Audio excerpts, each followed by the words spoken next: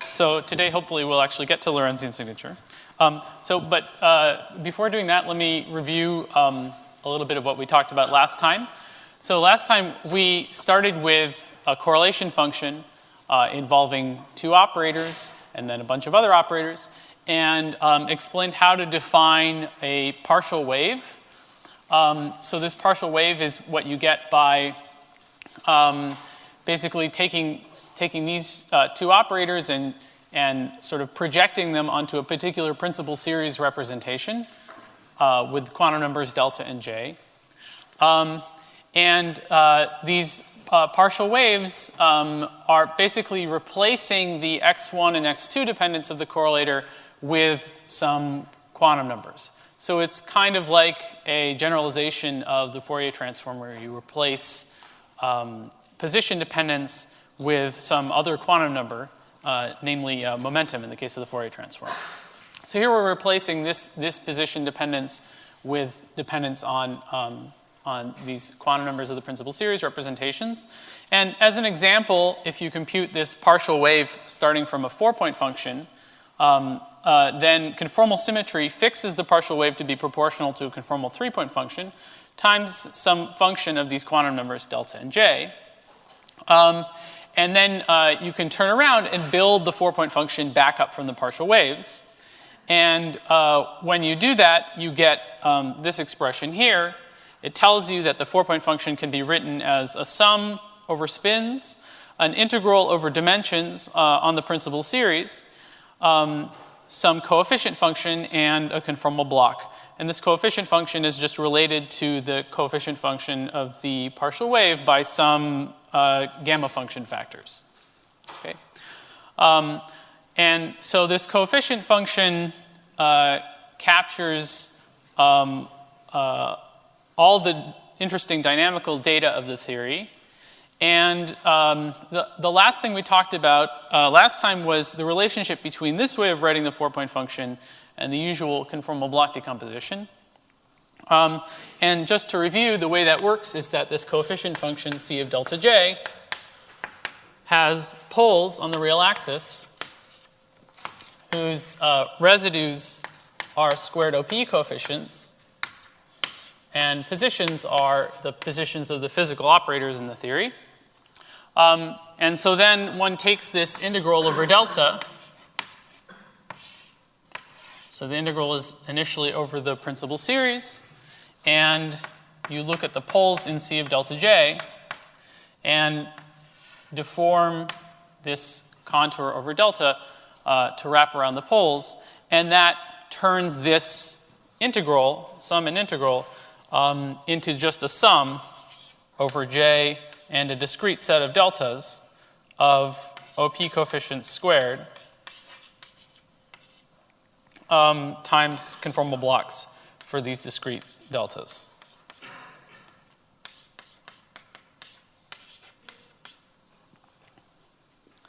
So getting to this point is just mathematics. There's very little physics input into writing this formula.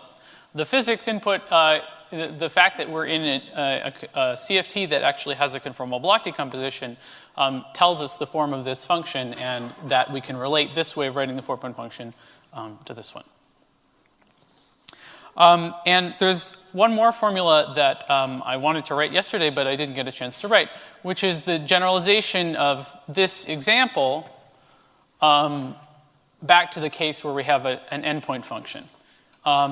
So the idea of this 4-point function example was that this coefficient function encodes the information about all the operators in the phi-phi OPE, all these OKs. It encodes them as poles of the coefficient function, which really means, so the coefficient function is really just related by some trivial factors to the partial wave.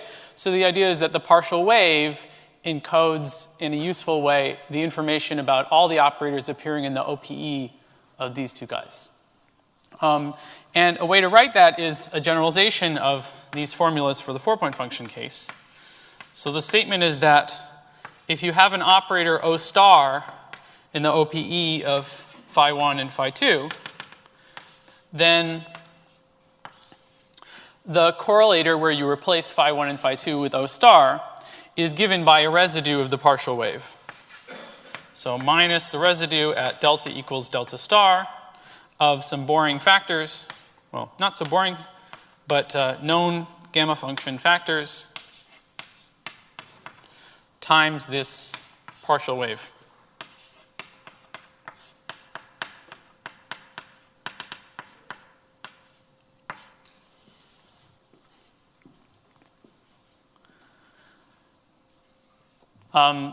So the general statement is that the partial wave, this object, encodes in it in a very efficient way all the information about the OPE of these two operators.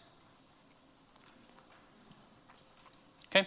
Any questions about that or anything else from last time?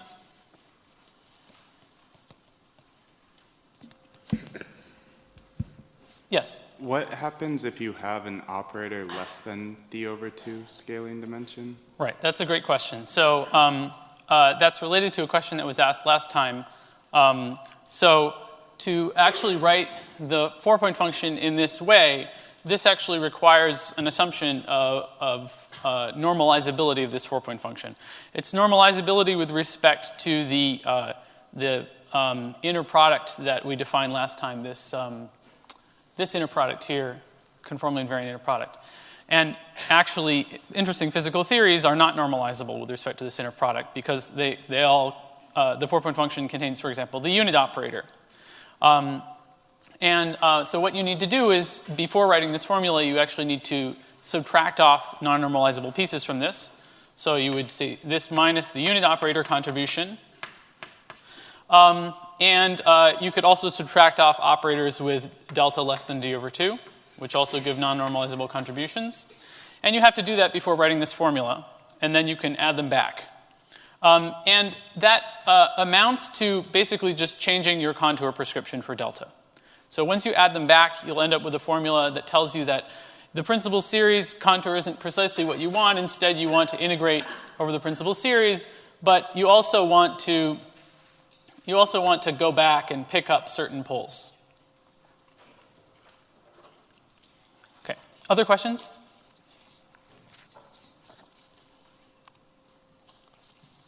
Okay, good. So this C of delta J function is certainly very interesting.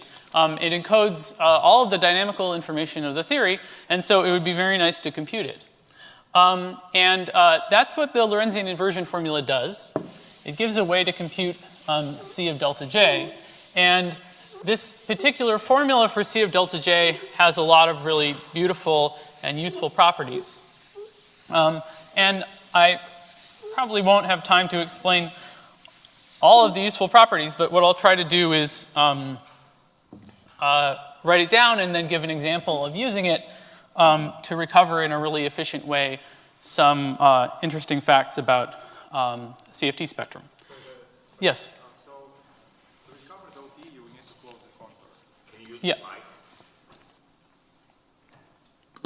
So to recover the OP, you have to close the contour, but then you wrote this formula as a C equal to the sum of the residues, or...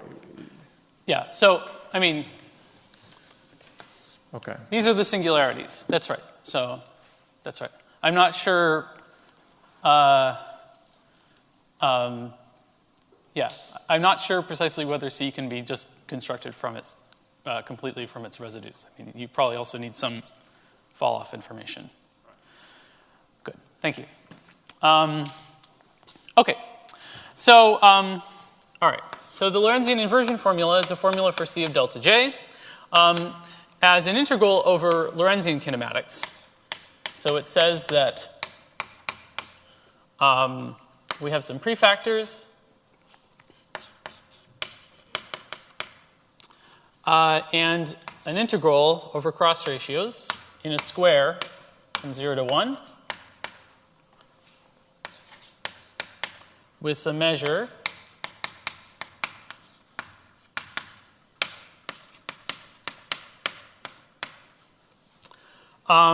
and then there are two interesting things that appear in the integram.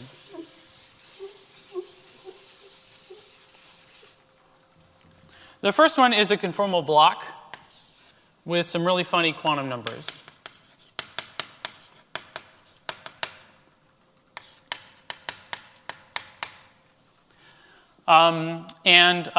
The next is the 4-point function. So we have to put the 4-point function in here somewhere because C of delta J is encoding the information in that 4-point function. But it's not just the 4-point function, it's a double commutator. So it's commutator phi of x4, phi of x1, phi of x2, phi of x3.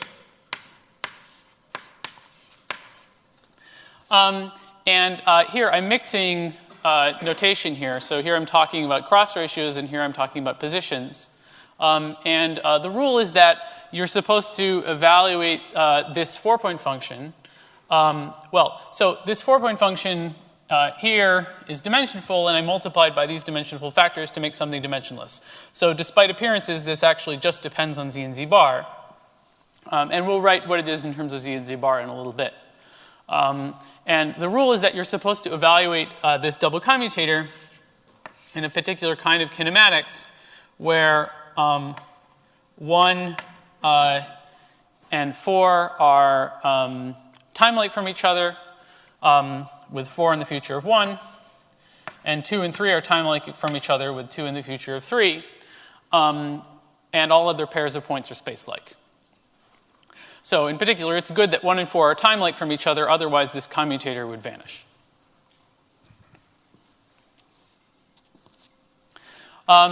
And so the claim is that this is a formula for C of delta J, and it holds for J bigger than 1.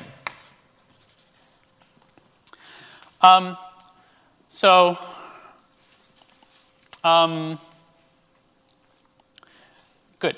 So one of the most remarkable properties of this formula is that it's actually analytic in the spin J. So naively, you might think that, well, this C of delta J was defined as this coefficient function. We had this sum over J, and there was no obvious reason that the different J's needed to be connected to each other. But actually, this formula gives a nice, a natural analytic continuation in J, and so it means there's some kind of connection between the operators at spin J and the operators at spin J plus 1, and so on. And that's one of the most interesting things that we'd like to understand, and that I'll focus on in these lectures. But before getting there, I want to step back and talk a little bit about this double commutator and correlators in Euclidean versus Lorentzian signature, and in particular how you go about computing the double commutator. So I'm going to step back and review some of those things, and I'll also need to then build some more representation theory technology, and then we'll really get into this. Yes? Maybe you mentioned, but I didn't get it. Why for J, odd values of J, the C is 0? Like if J is 3? Yeah, good. So when you have a 4-point function of identical operators, if you have two identical scalars, then only even spin operators can appear in their OPE. That's a consequence of conformal invariance. If you just try to write down a 3-point function involving two identical scalars and a spin J operator, you find that you can't write it down if J is odd. It's not consistent with permutation invariance where you switch the two operators. If we had a 4-point function of different operators, then there's a version of this formula in that case, and it doesn't vanish when J is odd. Other questions? Yes. Sorry, is that kappa delta plus J or delta comma J? And is that the same K? Good. Yeah, thank you. So kappa is a different, it's not K, it's another factor.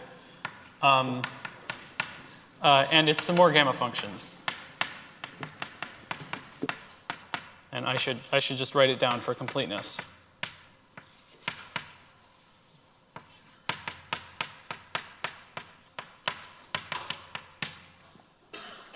Okay, and I should actually write the name here. So this inversion formula is due to Karen Ho. from, I think, early 2017. Sorry, just another quick question. Z and Z bar are complex conjugate in this expression? No, they're not. Okay, so that's another excellent question. So Z and Z bar are independent real variables.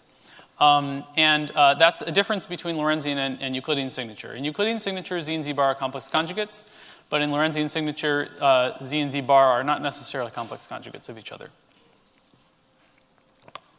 Okay. Another quick question. Yes? When you talk about an analytic continuation in J, you mean for even J? Good. And so what the statement is that there are two separate analytic continuations, one from even J and one from odd J. In this case, the analytic continuation from even J is where you take this expression, you set this equal to 2, and then everything else is beautifully analytic. The analytic continuation from odd J is just 0 in this case. Good. Other questions?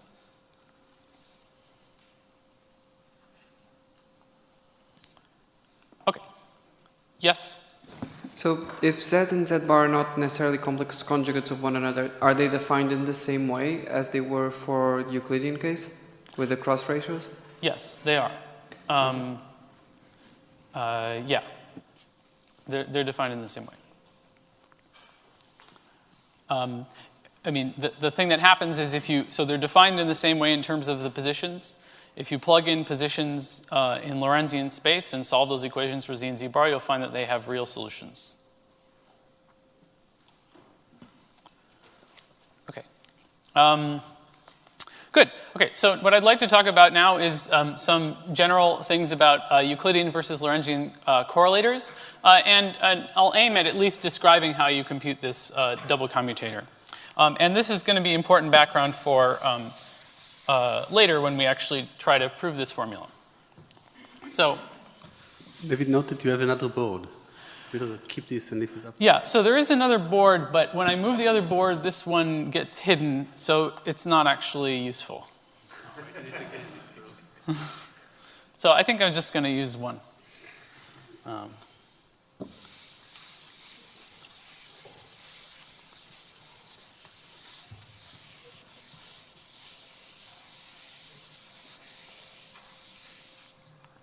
Okay, so for simplicity, we're just going to talk about quantum mechanics for a little bit. So we're just going to talk about time dependence, and then I'll later reintroduce space and talk about QFT. Let's think about Euclidean operators for a second. So I'll write an E subscript for Euclidean. Euclidean operators are a function of Euclidean time.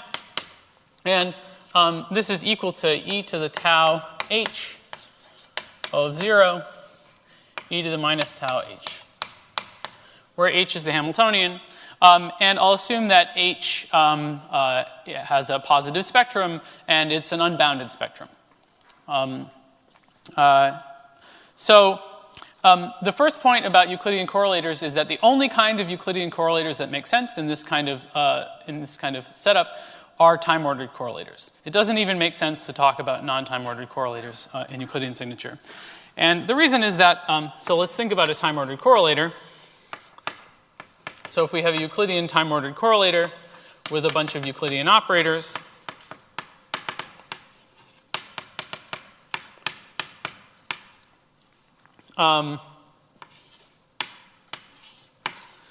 so by definition, this is just some ordered correlator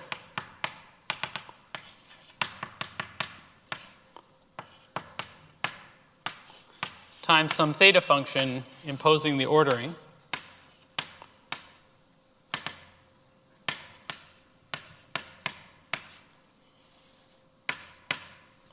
plus permutations. If we look at, for example, this particular ordered correlator, and we plug in this expression for the Euclidean operators, then we find it has something in it like O E1 of 0, e to the minus tau 1 minus tau 2, h O2 of 0, and so on. And the point is that if tau 1 is not bigger than tau 2, then this is e to a positive number times h, and that's a horribly unbounded operator. It's an operator that grows exponentially quickly on high energy states. And if we assume we have a quantum mechanics system where h has a spectrum that's unbounded from above, and the reason we're assuming that is because that's what QFTs are like, then unless there's something very special about the operator insertions, this amplitude is just going to be infinity. So in order for the amplitude to even make sense, we need tau 1 bigger than tau 2. And so that's the reason that only time-ordered correlators make sense in Euclidean signature. The story in Lorentzian signature is different. So a Lorentzian operator is defined by acting with e to the I ht on an operator at 0. And we can also write this as the Euclidean operator evaluated at tau equals it. By the way, the way I remember all these different signs, so you might ask, like, why is this not e to the minus iht? Why is the minus sign here? What about this minus sign? So the logic is as follows. So this minus sign has to be here in order for Euclidean time-ordered correlators to make sense. So we know that this minus sign is here. And then what about here? Which one has a minus sign? Well, if we put the minus sign here, then the operator that separates two insertions is e to the minus ih times t1 minus t2 in the case of, so the reason we want the minus sign here is because this is the convention for Schrodinger evolution that was decided on in the early 20th century. The convention is that Schrodinger evolution has a minus sign, so that fixes the minus sign here. And once you know that, it fixes the relationship between Euclidean and Lorentzian time. There's only one correct direction to Wick rotate, and the way you learn that direction is by going through this chain of logic. Okay? So it's not correct to write tau equals minus t. Well, yeah. This is the correct relationship. Okay. Good. So the point is that when we have Lorentzian operators, then all of a sudden it does make sense to consider operators in different orders. And the reason is that inside some particular ordered correlator, we would have a factor like this. And here there's no problem with t1 minus t2 having one sign or the other. Whatever the sign of t1 minus t2 is, we get some kind of oscillatory factor. So it's very oscillatory for high energies, and that can be okay. So it's not exponentially growing for high energy states. The contribution of high energy states is very oscillatory, and that is almost enough for having sensible physical quantities. What we really want is the contribution of high energy states to be damped. And the way that that's achieved in Lorentzian signature is by smearing the correlators. So the statement is that Lorentzian correlators are not actually functions of time. They're distributions. That is, they're objects that are meant to be smeared against test functions. So if we take a Lorentzian correlator and we smear it against some test functions. Now, a test function is just a function that is smooth and has it is just about as nice as you could possibly cook up. So technically, I think people want these to be Schwartz functions, which are functions that have some bounds on their fall-off conditions on all their derivatives. So the idea is that you can integrate a Lorentzian correlator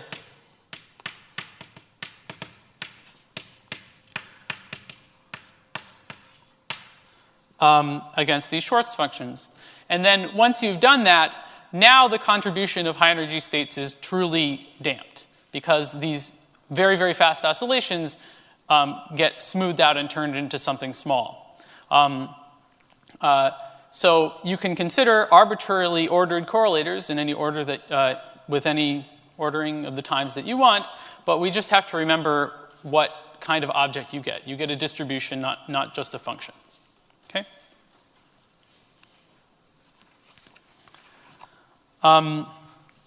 Okay. So one consequence of all of this is that this idea of computing a commutator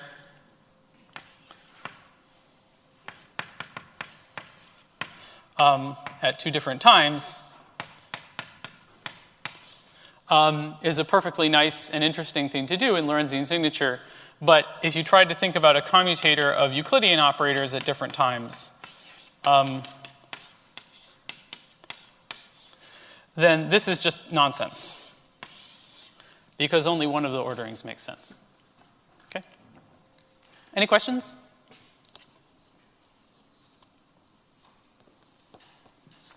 Okay, so now let's talk a little bit about how to actually compute these Lorentzian correlators and how they're related to Euclidean correlators in a little more detail.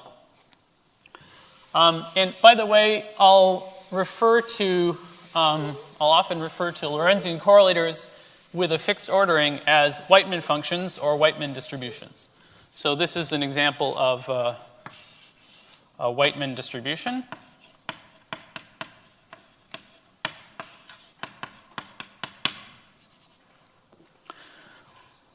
Okay, so the key observation for computing these things is to note that Whiteman functions are boundary values of holomorphic functions. So let me just rewrite this. So we have a product of operators at some Lorentzian time with a particular ordering. And we can safely give the times small imaginary parts. So we take these times t and give them a tiny imaginary part epsilon.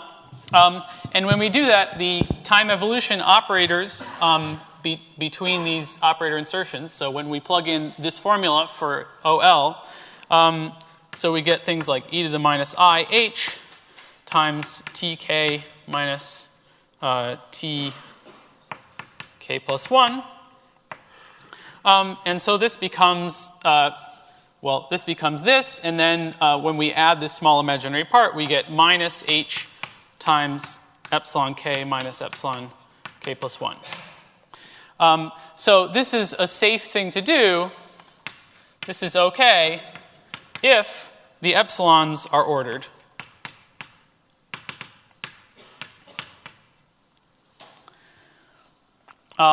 If the epsilons are ordered in this way, then these extra things that we're introducing will always be damped at high energies and will never lead to singularities in the correlators. So the statement is that the correlation functions, when analytically continued to complex time, are holomorphic in this region. And to get back to the Lorentzian correlator, we're interested in taking these epsilons to 0. So we start in the region where it's holomorphic, and we move to the boundary of that region. And that's why we say that these Whiteman functions are boundary values of holomorphic functions.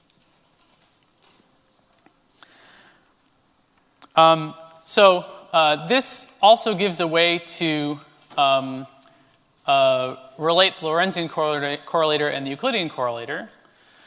The idea is that, so let's say start with the Lorentzian correlator, and then add small imaginary parts to all the times such that we're in the holomorphic region. So the imaginary parts are ordered in this way. So now the function is holomorphic, and now we can imagine taking these Lorentzian times and decreasing them all to 0.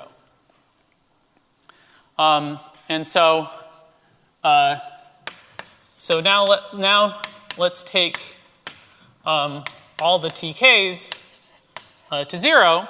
And when we do that, we end up with this correlator of Lorentzian operators at minus I epsilon 1 through OL of minus I epsilon n. And this is just equal to a correlator of Euclidean operators using this dictionary here.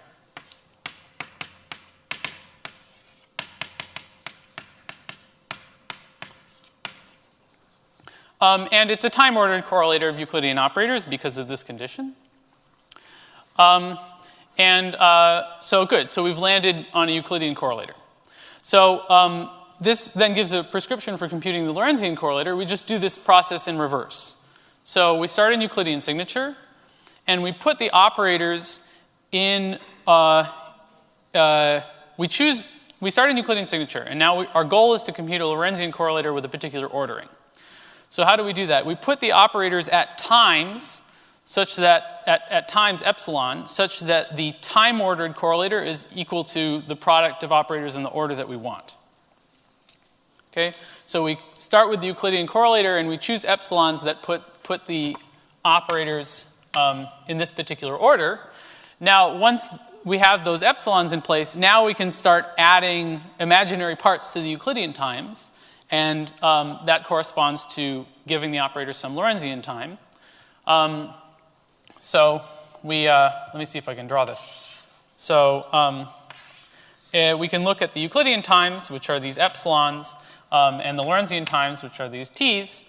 We put the operators in some kind of Euclidean time order, and then we start moving them in Lorentzian time. And then it really doesn't matter how we move them.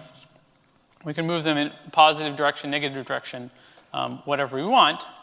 The correlator is guaranteed to remain holomorphic as long as we keep these Euclidean times ordered in the correct way.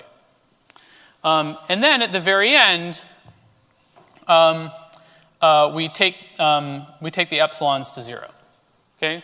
So then we take this picture and we start squeezing the lines together so that we have the operators like this. We're decreasing the Euclidean times to 0 and keeping the Lorentzian times in place. And then the limit where we squeeze this picture so that the Euclidean times are going to 0, we end up with a Lorentzian Whiteman correlator.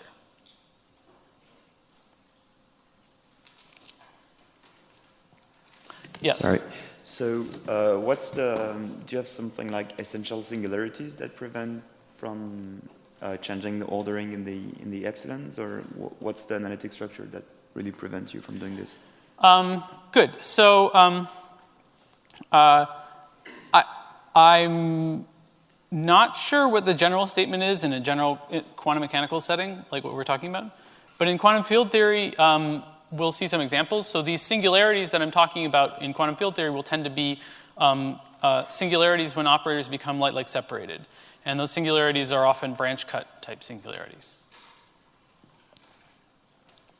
Okay. Other questions?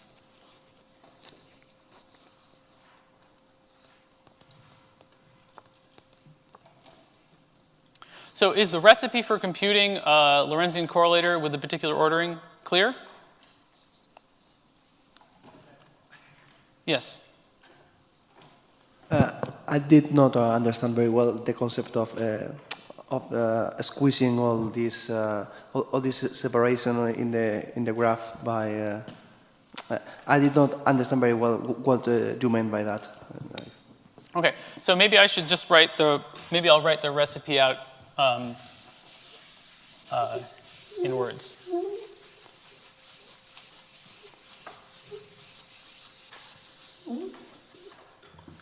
Okay, so the first step is to so start with the Euclidean correlator.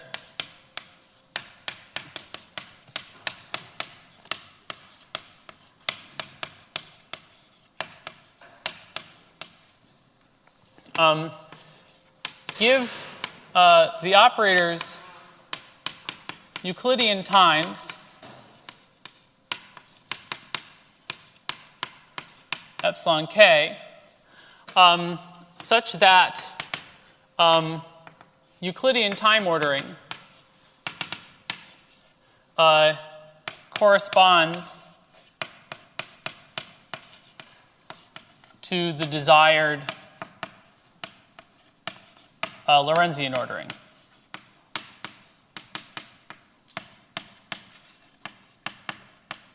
Okay, so we just decide what Lorentzian ordering we want, and we pick Euclidean times such that the Euclidean time ordering gives the same ordering as the Lorentzian ordering we want.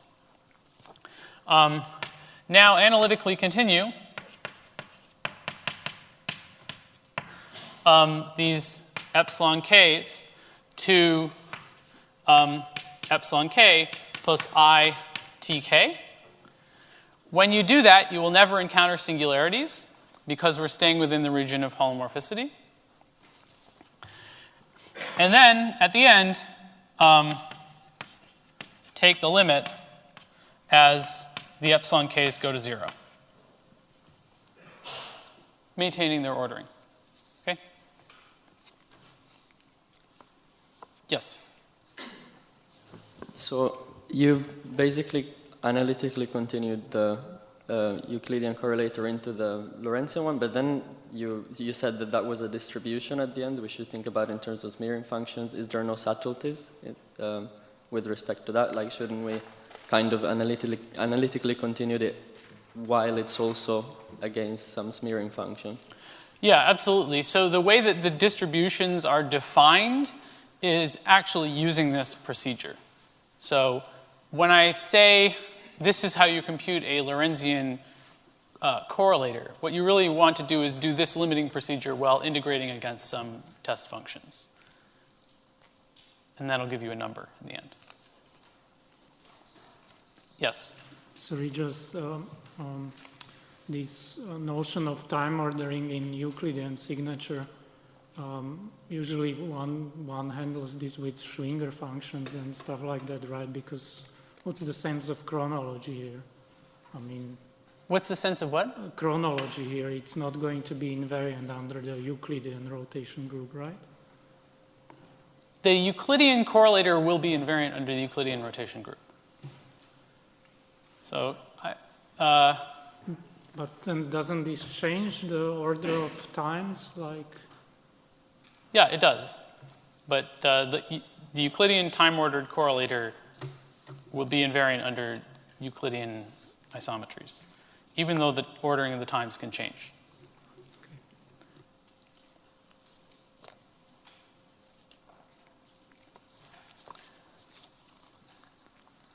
Okay.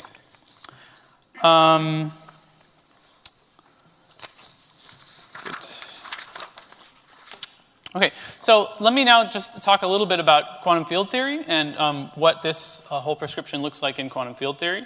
And there isn't a lot that's new in the quantum field theory case. We've basically done all of the important analysis already.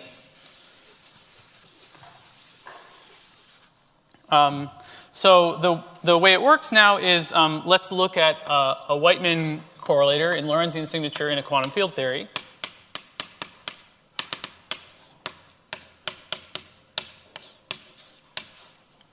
And we can consider taking these positions and giving them both real and imaginary parts. So let's set xk equal to yk plus I zeta k.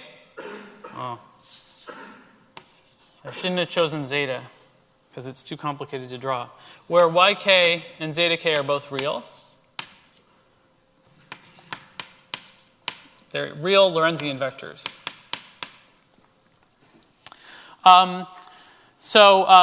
If we write out the definition of what an operator at a point means, so it's the operator at 0 and then translated using the translation symmetries, we'll find that between O1 and O2, we have e to the I p dot x12. Here xij is just defined as xi minus xj. And so then this is equal to e to the I p dot y12 minus p dot zeta 12. The point is that the spectrum of P is contained within the future null cone because of positivity of energy. So that means that we can guarantee that this thing will be exponentially damped if zeta 12 is such that its dot product with P is always positive. And what that means is that zeta 12 has to be in the interior of the past null cone. So here I'm using minus plus plus plus signature, which is the only correct signature. And so the statement is that zeta 1, 2 has to be past directed. So we can write that like this, or zeta 1 less than zeta 2. These are two different ways of writing the same thing. So here this means past directed. And this is just equivalent notation for this.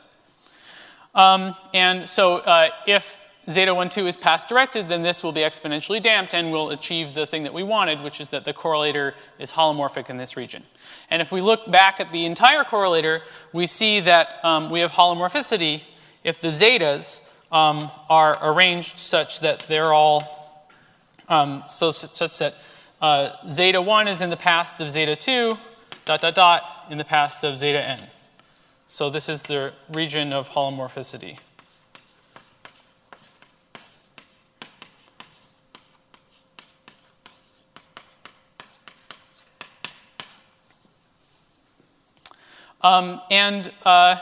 So there's actually, correlators in QFT are actually holomorphic in a larger region.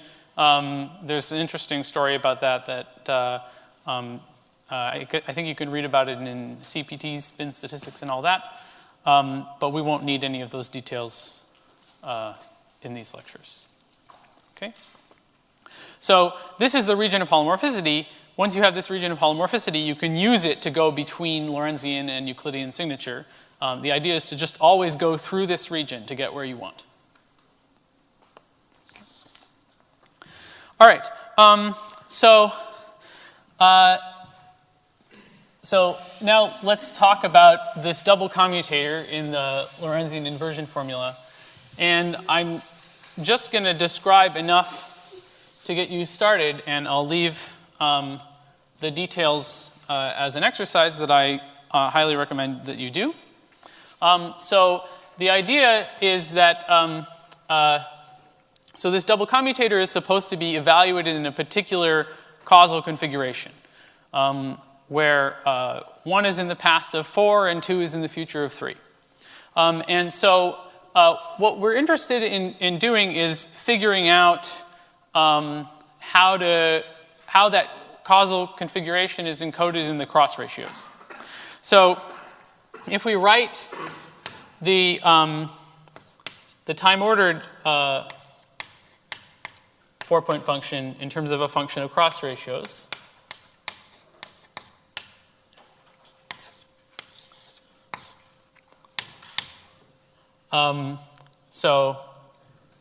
it doesn't matter whether it's Euclidean or Lorentzian.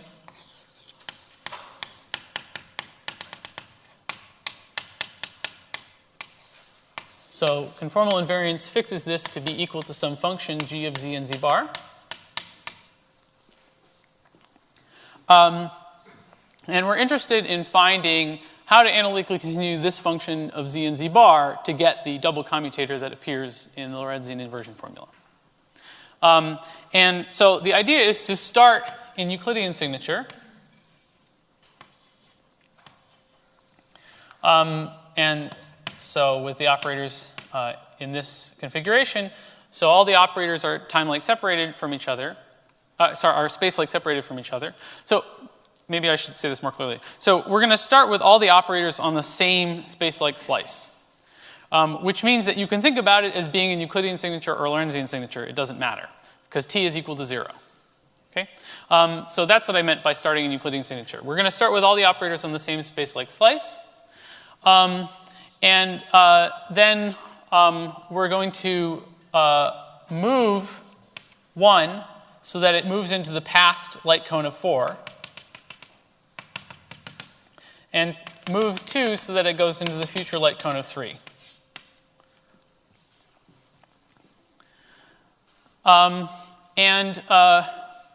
What we'll find is that when 1 and 4 become light-like separated from each other, there can be a singularity in the correlator.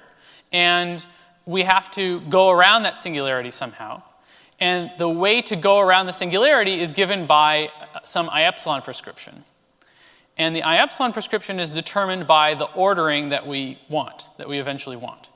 So the way I like to visualize this is that the light cones of these operators are kind of like,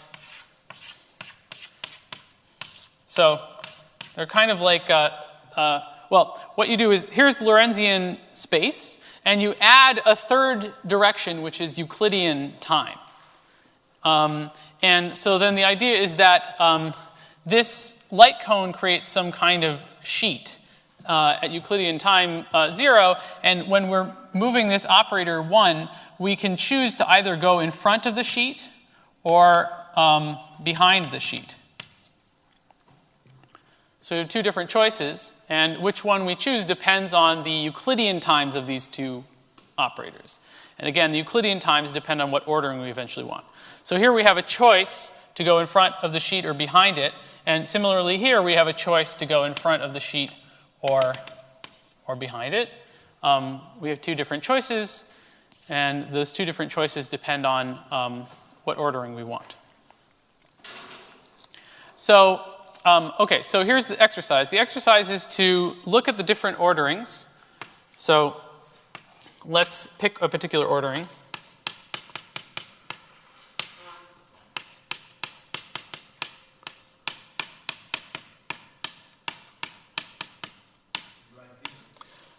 Sure. So the ordering we're going to pick is 5x4, 5x1, 5x2, 5x3.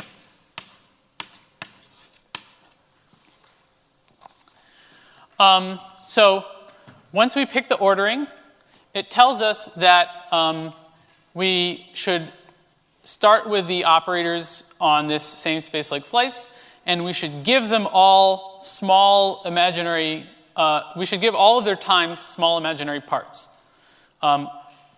corresponding to this ordering that we chose. Okay, so we should take all of the positions of the operators and give them small imaginary parts. And then after we've given them small imaginary parts, we should start moving their positions so that 1 goes into the past of 4 and 2 goes into the future of 3. And as we do that, we should compute the conformal cross ratios. So the conformal cross ratios, z and z bar, depend on the distances between the points. And those distances will now become complex because the times of the operators are complex. They all have small imaginary parts. And so these complex cross ratios, you have to track them in the complex plane and see where they go. So that's the exercise. And when you do that, you'll find that in this case, what you get is the 4-point function with a particular analytic continuation of the cross ratios, where what this means is that you take z bar and you start, let's say, with real z bar between 0 and 1. And you take z bar around 1 counterclockwise and back to the real axis. So that's what this notation means. It indicates the direction that you move z bar around 1.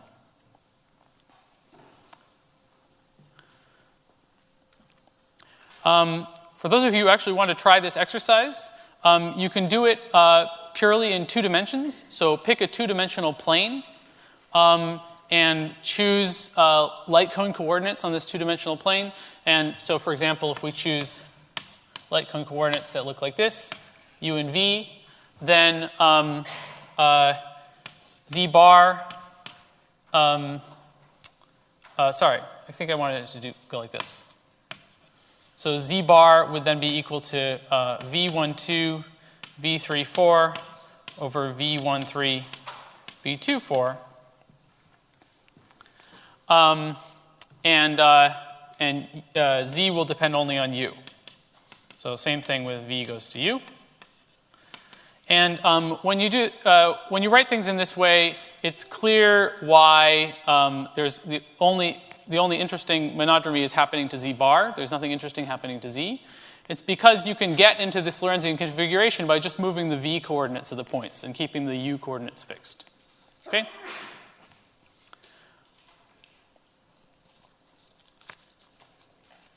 Okay. Is the exercise clear? Yes.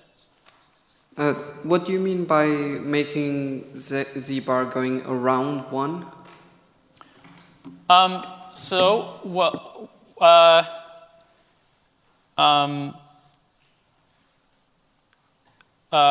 When you track the position of z bar under this continuation, you'll find that it makes a path like this.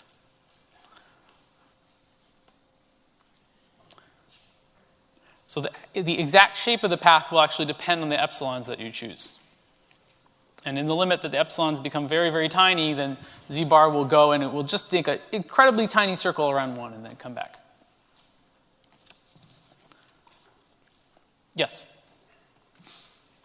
But do we need to assume that all x1, x2, x3, and x4 lie in the same space like a slice, or?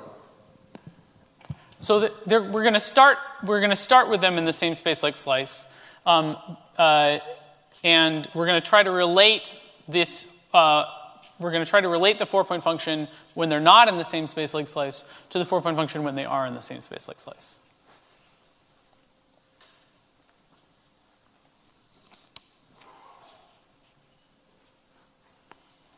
Okay.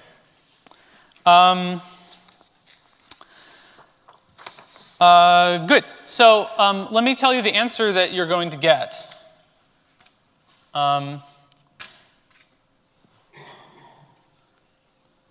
Let's see.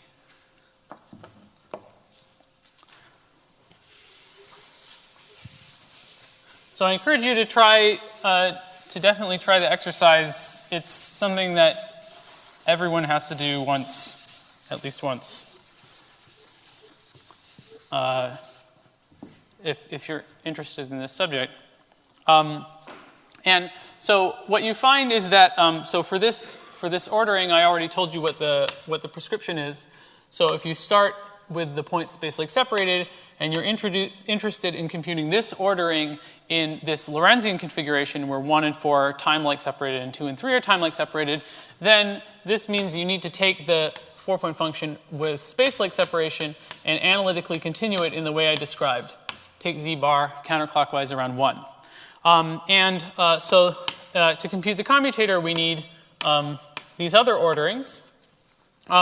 So it turns out if you try to compute this ordering and you continue into this Lorentzian configuration, you'll find that you don't need to do any monodromy on z and z bar. If you do this other ordering, 1, 4, 2, 3, similarly, this requires no monodromy on z or z bar.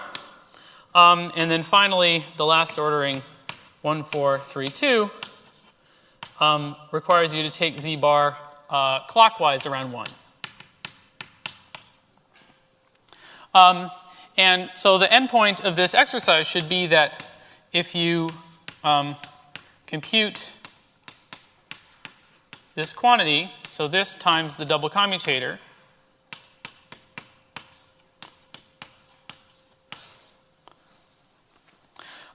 then this is equal to some linear combination of analytic continuations of this function of z and z bar.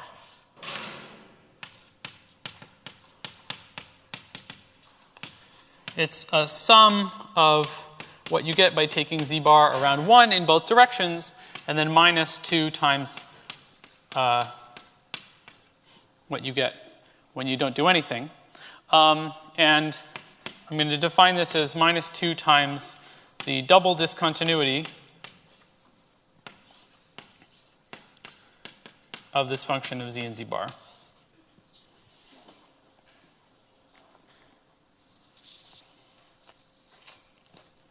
Yes?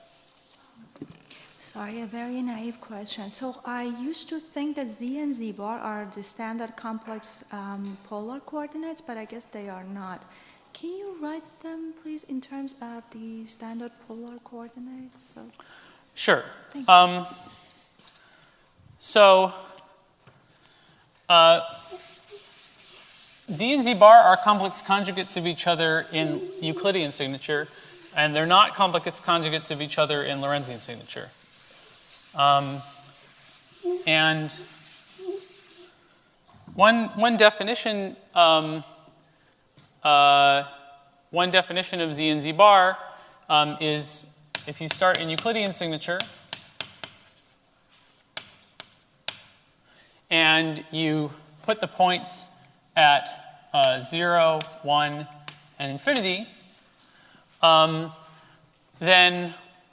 the fourth point will be at a position x comma t, well, x comma tau, let's say, for Euclidean time. And then z is defined as x plus I tau, and z bar is defined as x minus I tau. So you can see that when the Euclidean time tau is real, z and z bar are complex conjugates. However, if you want to go to Lorentzian signature, then we Wick rotate tau, and tau becomes imaginary. So when tau becomes imaginary, we write tau equals I times t. That was the prescription that I talked about for going between Euclidean and Lorentzian signature. And so then this becomes x minus t, and this becomes x plus t, and they become independent real variables.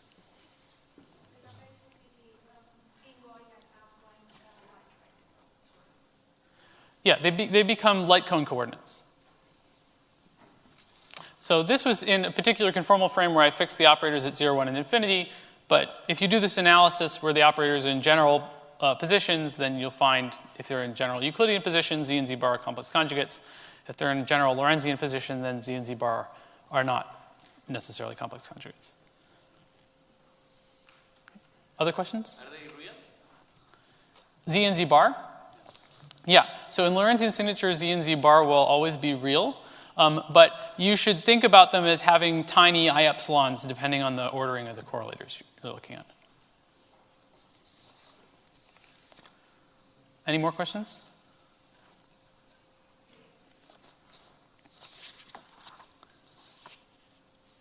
Okay, this is technically 2 sessions, right? So let's take maybe a 5-minute break before continuing.